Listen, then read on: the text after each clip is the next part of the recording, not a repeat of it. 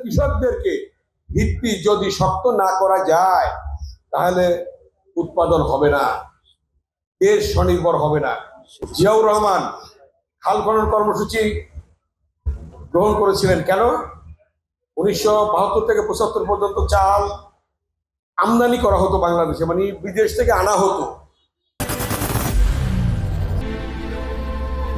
I am Ox.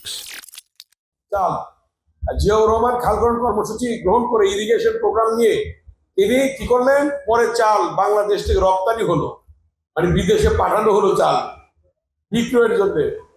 এতই উৎপাদন হয়েছিল এই খাল খননের জন্য।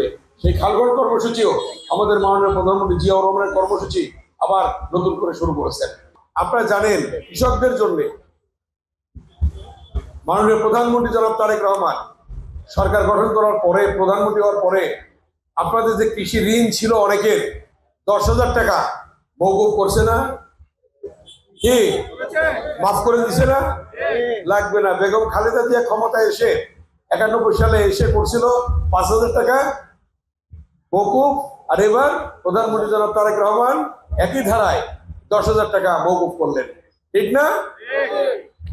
কারণ কৃষকই আমাদের মূল ভিত্তি।